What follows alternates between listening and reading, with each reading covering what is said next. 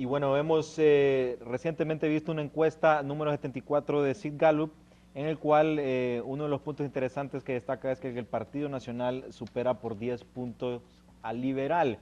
Vamos a destacar algunos datos sobre esta encuesta y también hablar sobre las reformas que ahorita se están socializando, reformas políticas, en el cual el Tribunal Supremo Electoral pues ya se ha acercado a distintos partidos políticos para empezar a socializar y a exponer cuáles son las posibles reformas que se pretenden hacer este año a través del Congreso Nacional para flexibilizar, por ejemplo, el plebiscito, el referéndum y dividir la campaña, las elecciones de la alcaldía con las presidenciales y otras más que vamos a discutir con el distinguido invitado que tenemos el día de hoy, el abogado Fernando Anduray, analista político y catedrático universitario. Así que bienvenido, abogado. Gracias, es un placer saludarlo, licenciado Espinal. Buenos días al pueblo hondureño. Siempre el primer deseo de mi corazón es que la bendición de Dios en el nombre de Jesucristo pueda caer sobre Honduras y sobre cada uno de nosotros, que aparezca ese amor y la paz de Dios en el corazón de los hondureños para que emprendamos con entusiasmo cada una de nuestras labores este día. Muchas gracias, abogado.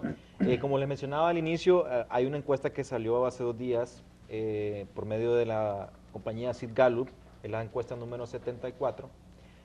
Uno de los puntos que se dan ahí es sobre la popularidad del presidente Porfirio Lobo, que en comparación a la popularidad que tenía el día de las elecciones o después, poco después de los resultados, ha decaído un poco, pero se mantiene con un 63% de los encuestados tienen una opinión favorable con el presidente Lobo Sosa.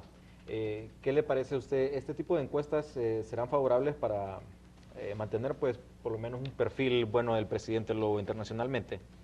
Yo creo que el resultado lo que indica es que el pueblo hondureño todavía tiene una esperanza en que las razones por las cuales votó por el presidente Lobo están ahí y que podría aparecer el ofrecimiento de campaña que se hizo.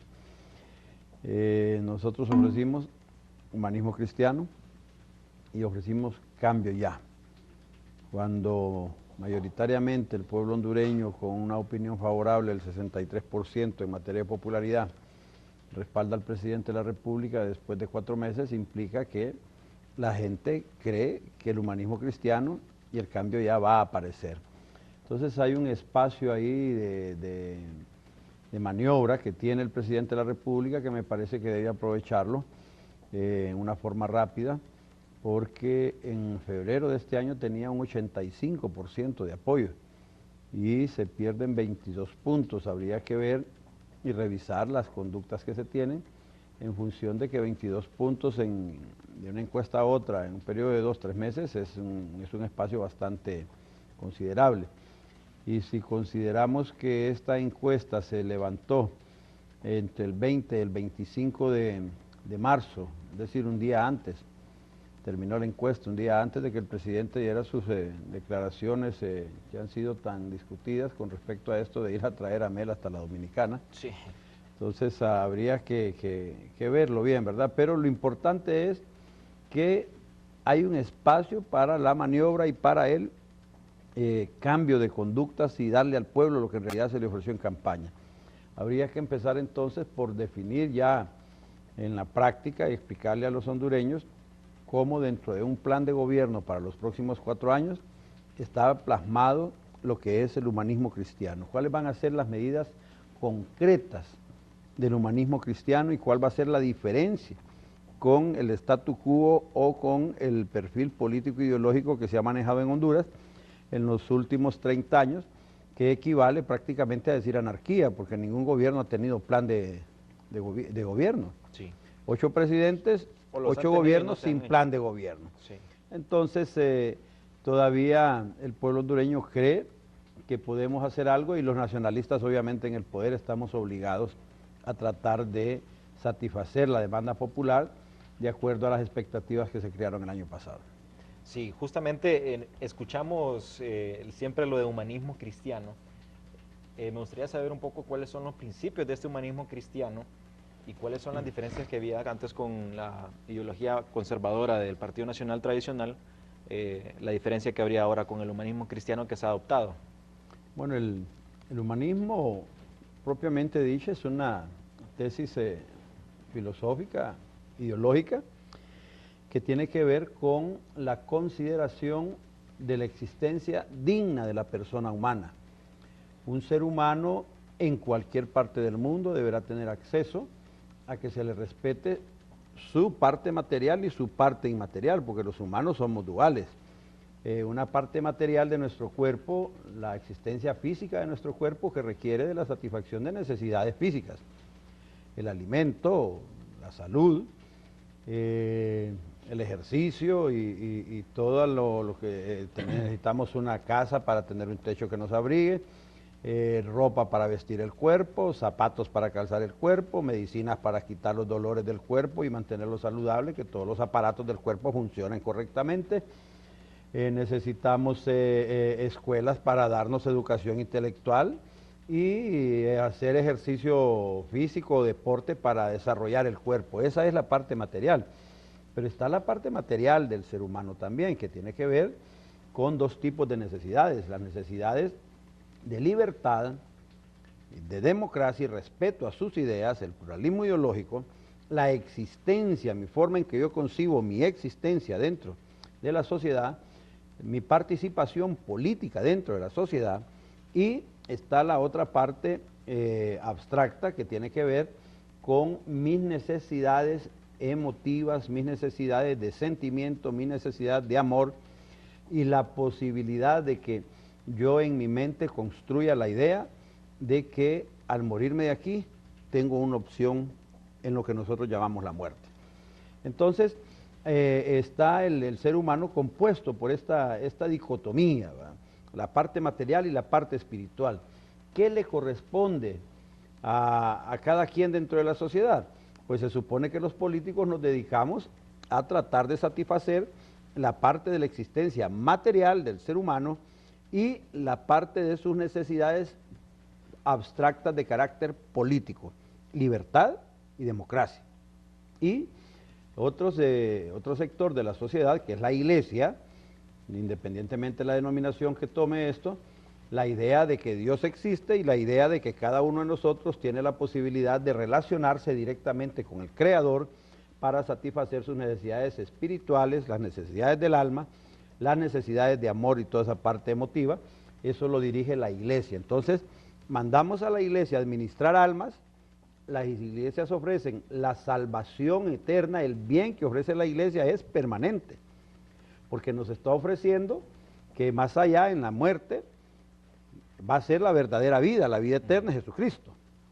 Podemos ver entonces y entonces nos quedamos, dejamos a la iglesia con eso y dejamos a los políticos hablando de las necesidades materiales y de política de los hombres. Cuando se hacen en el humanismo las consideraciones mías como ser humano, las necesidades materiales y mi necesidad de libertad y política, vemos que en ese tipo de conducción el hombre no ha tenido una respuesta contundente y más bien se han generado cualquier cantidad de acciones políticas que en determinado momento de la historia violan lo que se consideran derechos humanos dentro de la esfera del humanismo. Cuando las violaciones y la explotación física y material de los recursos del hombre se volvió muy fuerte, entonces se empezó a hablar de humanismo y lo mantenían dentro del plano político. Pero a alguien se le ocurrió traer las ideas del cristianismo que las habíamos mandado a que las administrara la iglesia nada más, sí, y relacionarlas con una filosofía de tipo político para tratar de darle un carácter más humano, o sea, las ideas y las ideas de la recompensa de la vida eterna, la idea de la solidaridad con el prójimo. Entonces, cuando hablamos de cristianismo estamos hablando más de sentimientos. Entonces, cuando hablamos de humanismo cristiano propiamente como tesis política, estamos hablando de la administración de las cosas materiales del hombre, su necesidad política y además le estamos dando amor. Es una forma de mezclar la política, sí, otra vez con la religión, que en la Edad Media pues se separaron estas dos cosas. De ahí nace la democracia cristiana, el social cristianismo de la iglesia. Pero en realidad pues este asunto del humanismo en el fondo fue una propuesta de un francés que a principios del siglo XX, o sea, en los años 1920, 30, cuando avanzó demasiado el marxismo-leninismo y lograron triunfar con una revolución bolchevique en Rusia y logran conformar la Unión Soviética, y luego aparece el comunismo en China también, con una tendencia distinta, pero comunismo al fin y al cabo, y la izquierda internacional del marxismo propone como uno de sus postulados el internacionalismo de la revolución marxista. Entonces ellos agarran la idea de Cristo, y a pesar de que es intrínseca la concepción del marxismo de que la religión es un estorbo para ellos, y se llegó a decir pues que era el opio que carcomía el cerebro de los pueblos, a pesar de eso agarran la idea de Jesucristo y lo plantean como el primer revolucionario. Entonces está avanzando el materialismo histórico con Carlos Marx como una reacción contra los efectos materialistas también de la revolución industrial, que ha generado cualquier cantidad de nuevos ricos en Europa, burgueses y grupos oligárquicos fuertes que fueron teniendo sus efectos también en relaciones comerciales con los Estados Unidos, y apareció lo que llamaron los marxistas el imperialismo norteamericano, el imperialismo económico. Frente a ese imperialismo económico que estaba enriqueciéndose exageradamente por el efecto de la revolución industrial, entonces apareció la tesis también materialista de Carlos Marx de que estaba la explotación del hombre por el hombre, y que había que detener eso. Entonces logran conseguir que los trabajadores se entusiasmen con esas cosas, pero les hace falta poder dominar la parte del alma del ser humano. Entonces es cuando agarran a Jesucristo y lo ponen como el primer revolucionario de la historia. Un sector de la Iglesia Católica le encantó la idea y empezaron a hablar con la teología de la liberación. Y aparecieron muchos jesuitas ahí, casi como guerrilleros en algunos casos, y la Iglesia Católica se preocupó. Cuando está sucediendo todo eso, entonces se intenta salvar a la democracia y al gobierno representativo con el Estado de Derecho y la división de poderes que había nacido también en 1789 la Revolución Francesa. Entonces teníamos en ese tiempo dos eventos o tres eventos importantísimos en el mundo. La Revolución Francesa, que le plantea a usted la abolición del poder absoluto con la monarquía y aparece el gobierno democrático, representativo y republicano, y aparece la revolución industrial como una forma económica de explotación, y el tercer evento es que aparece el marxismo como una respuesta a la forma inhumana en que la revolución industrial empieza a considerar el ser humano, el trabajador. Entonces la relación capital-trabajo produce la modificación de las relaciones económicas en las relaciones políticas de la sociedad.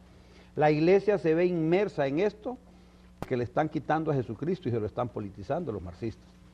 Entonces, este señor Jacques Maritain plantea la necesidad de que para salvar la democracia, en la Revolución Francesa, el de Estado de Derecho, hay que humanizar el capital, hay que humanizar la revolución industrial.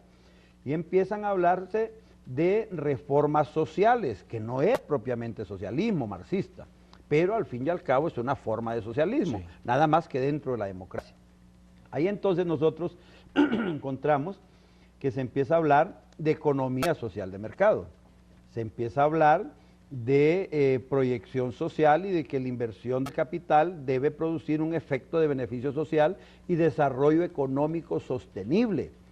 Desarrollo económico, político y social sostenible, y que se deben fortalecer las instituciones políticas y democráticas de la democracia. La Iglesia mira esto correcto y se mete a la discusión y dicen que hay que dotar de amor y de compromiso con el ser humano, con el amor del ser humano, a estos propósitos para salvar la democracia.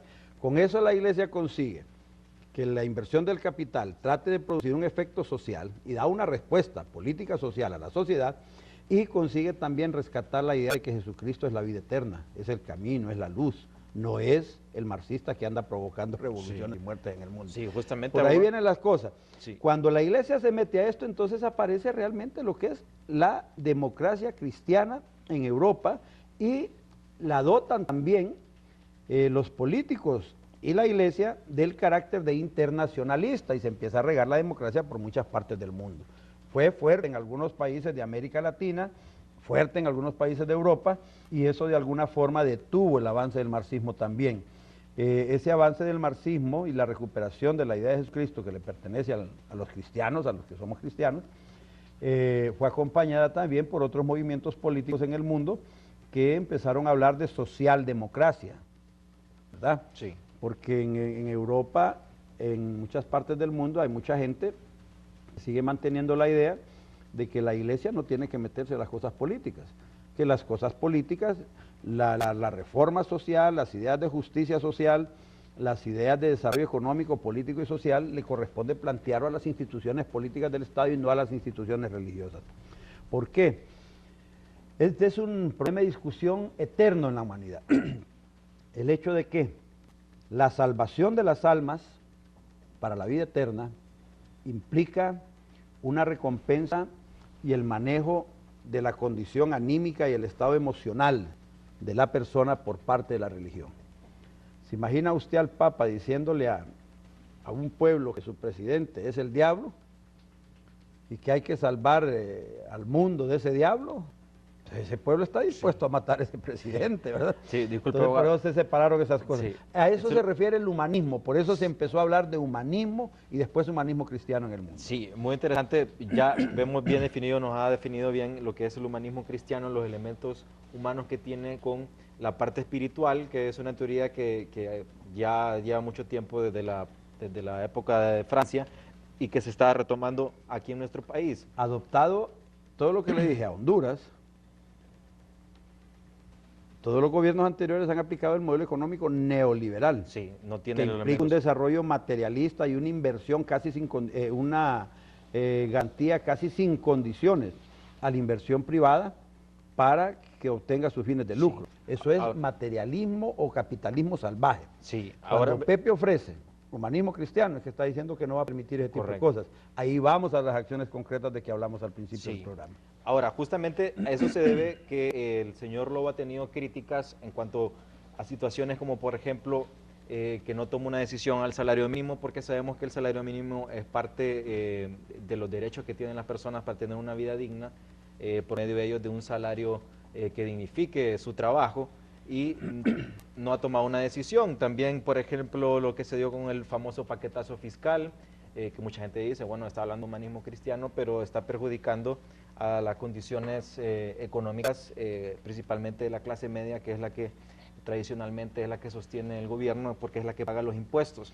Y a la misma vez, estos paquetazos fiscales afectan las personas pobres, porque se traslada esto muchas veces a los precios de los productos, pese a que el señor lo dice de que no va a afectar a los pobres, pero sí, de una forma directa o indirecta, se afecta. Vemos entonces esto del humanismo cristiano, pues por eso ha generado controversia por estas situaciones en el cual dicen, sin manera de broma, bueno, menos mal que es humanista cristiano, porque si no, quién sabe qué otras medidas tomaría. Bueno, mire, hay algunas cosas que yo las veo, yo tengo un punto de vista particular sobre este asunto del salario mínimo. Un punto de vista a favor de Pepe y otro punto de vista que no me parece que sea el correcto, la actitud de Pepe.